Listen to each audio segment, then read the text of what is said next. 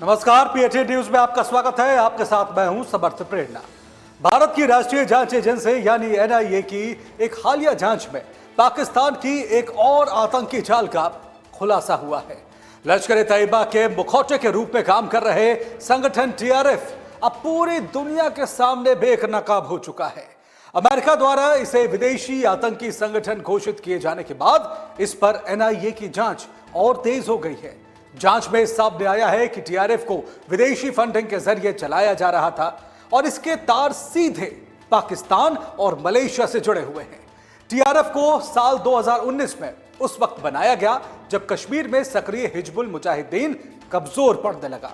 पाकिस्तान ने लश्कर ए तैयबा को अंतर्राष्ट्रीय मंचों पर बदनाम होने से बचाने के लिए टीआरएफ का एक स्थानीय विद्रोह का नाम देने की कोशिश टीआरएफ के जरिए करी, लेकिन अब जांच में साफ हो गया है कि यह एक सोची समझी आतंकी रणनीति थी जिसका संचालन पूरी तरह से पाकिस्तान और लश्कर ए तैयबा कर रहे थे। एनआईए की जांच में यह भी सामने आया है कि टीआरएफ को विदेशी नागरिकों से फंडिंग मिल रही थी। इस मामले में एक व्यक्ति सज्जाद अहमद मीर नाम का सामने आया है जो मलेशिया में रहता है।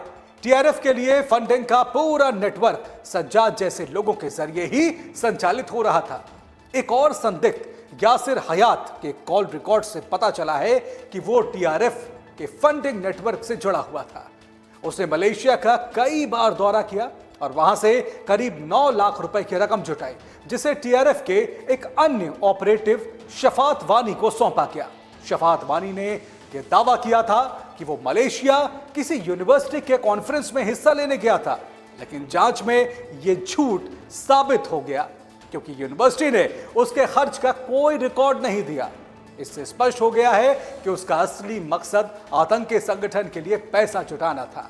एनआईए को यासिर हयात के मोबाइल में 463 कॉन्टैक्ट्स मिले हैं, जिनमें कई नंबर पाकिस्तान और मलेशिया के हैं। इन कॉल डिटेल्स की जांच से टीआरएफ की विदेशी नेटवर्क का पर्दाफाश हो सकता है। यह जानकारी भारत के लिए बहुत महत्वपूर्ण है क्योंकि इससे एफएटीएफ के सामने पाकिस्तान की सच्चाई रखी जा सकती है। पाकिस्तान ने टीआरएफ को इस तरह पेश किया कि यह कश्मीर की एक स्थानीय बगावती संगठन है, लेकिन एनआईए की जांच ने साबित कर दिया कि टीआरएफ एक विदेशी वित्त पोषित आतंकी संगठन है जो लश्कर ए तैयबा के इशारों पर काम करता है। अब भारत इस पूरे फंडिंग नेटवर्क को सबूतों के साथ एफएटीएफ के सामने पेश कर सकता है, जिससे पाकिस्तान को एक बार फिर ग्रे लिस्ट में डाला जा सके। यह उसके लिए बड़ा झटका होगा और अंतर्राष्ट्रीय स्तर पर उसकी छवि और खराब हो सकती है।